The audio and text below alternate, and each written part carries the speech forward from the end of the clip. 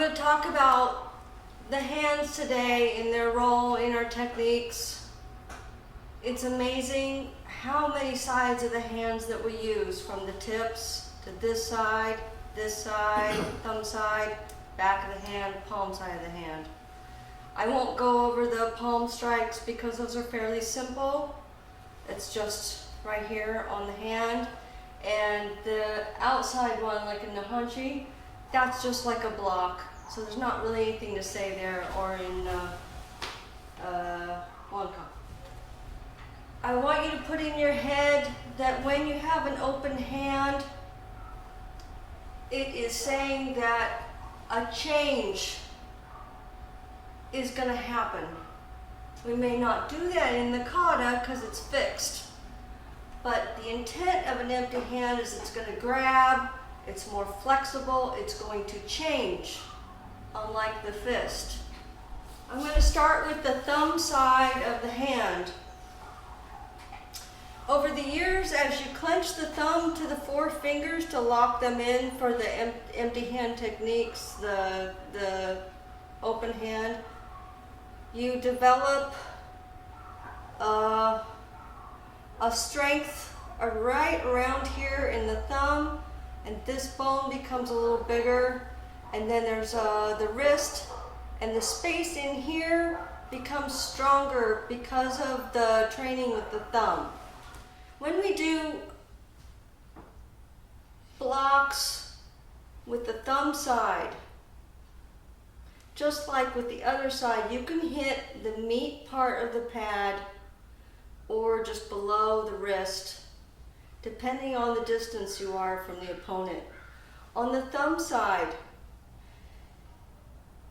I personally think of below the thumb, unless I'm doing a catch move.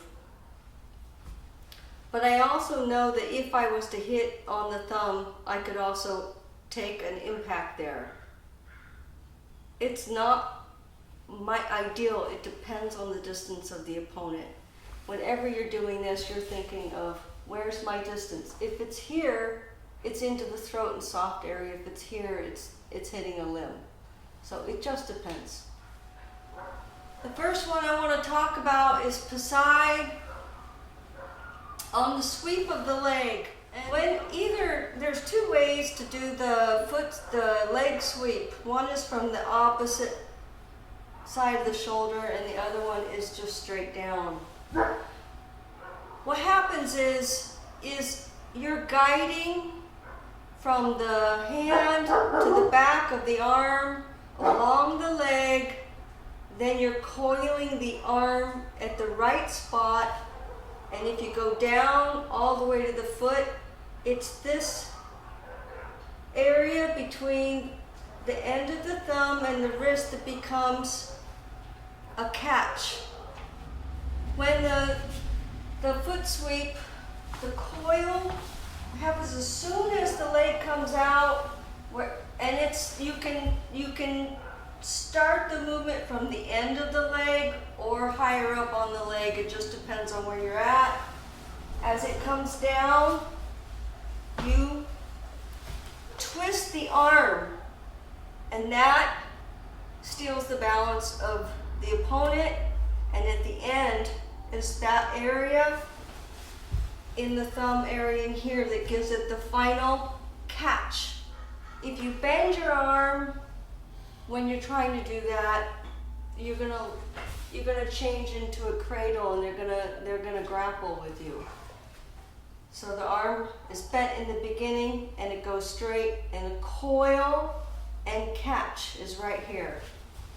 We have it again in Rohai, and it's special because there's a catch in this area right here, or a hook. Or from here, there's the search, and there's the catch or the hook right in here before we turn over. Go to Shiho. I'm talking about the thumb side.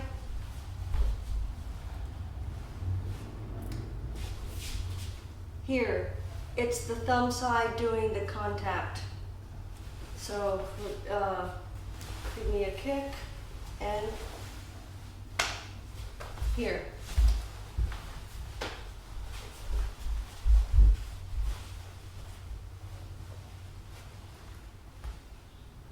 It's this side on the thumb. The only thing I have to say about this one is it takes time to be able to rotate your whole arm so that you could actually contact there.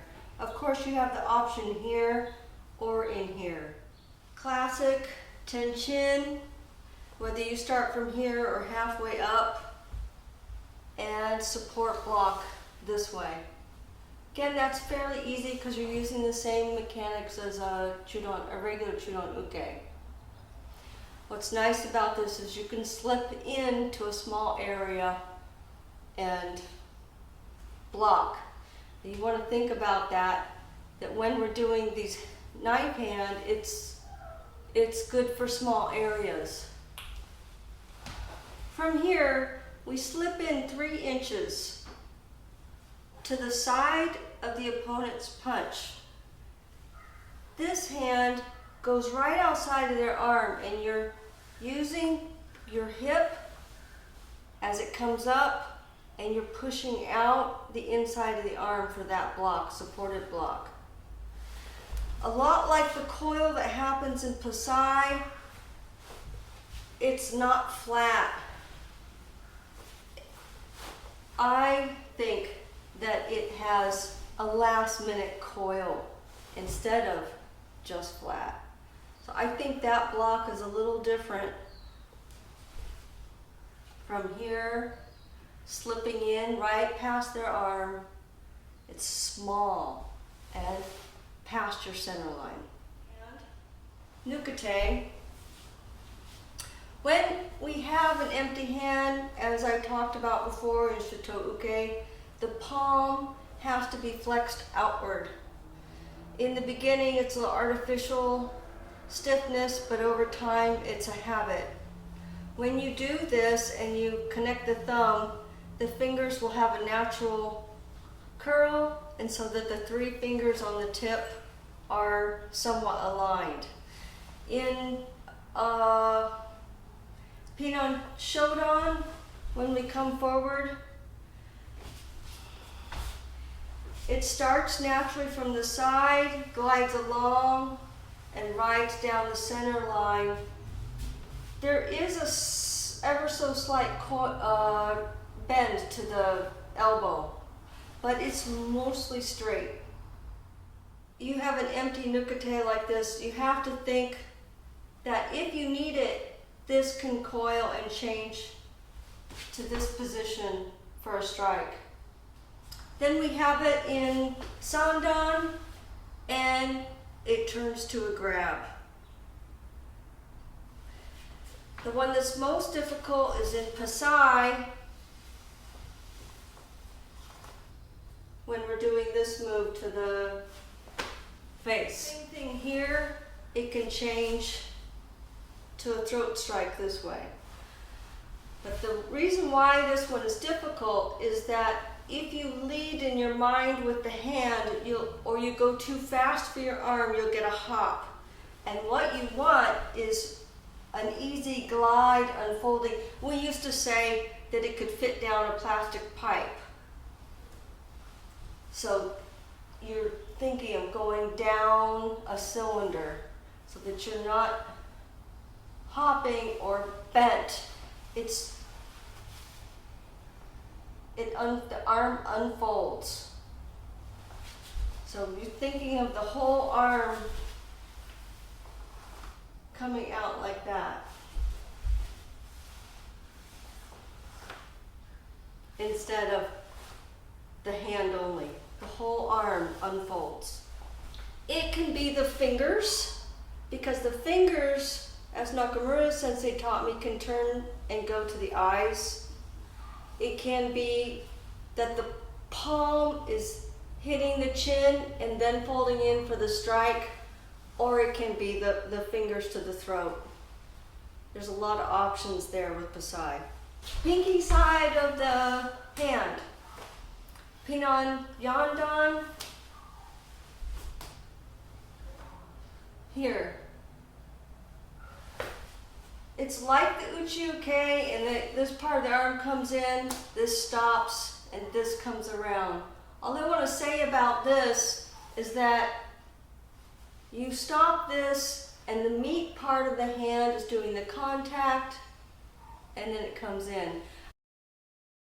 This hits, but the pinky is slightly in so that you don't break your fingers.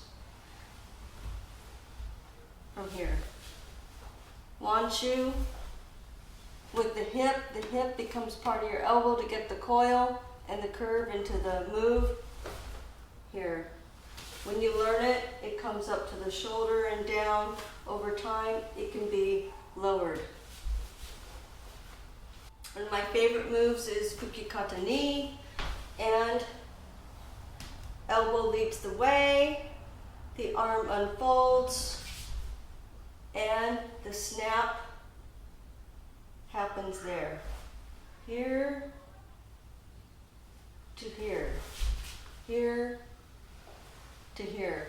You try not to let the elbow go out so that can come in. You keep the elbow here and minimize the snap in a small place. Last one I have to talk about with the pinky side is Chinto. From here, the hip coils into the long arm without going backwards. As I change stance, the change in the hip bone is what creates this move. From here to there. This arm just follows along. This is hitting here, collarbone strike, break.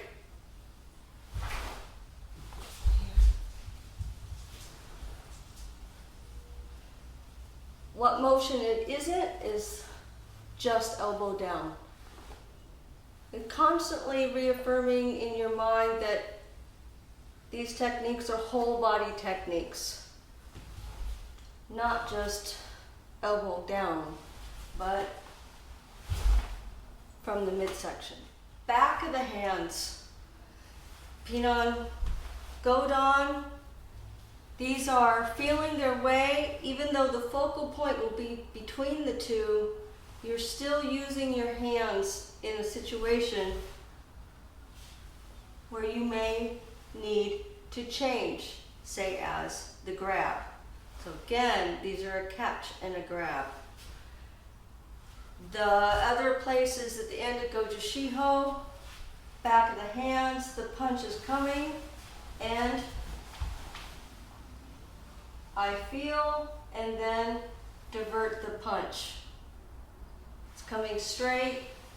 I need to go across the line of my center point and come back to this side. The palm side is in Wonkan. From here, the punch coming and can be and there, palm side.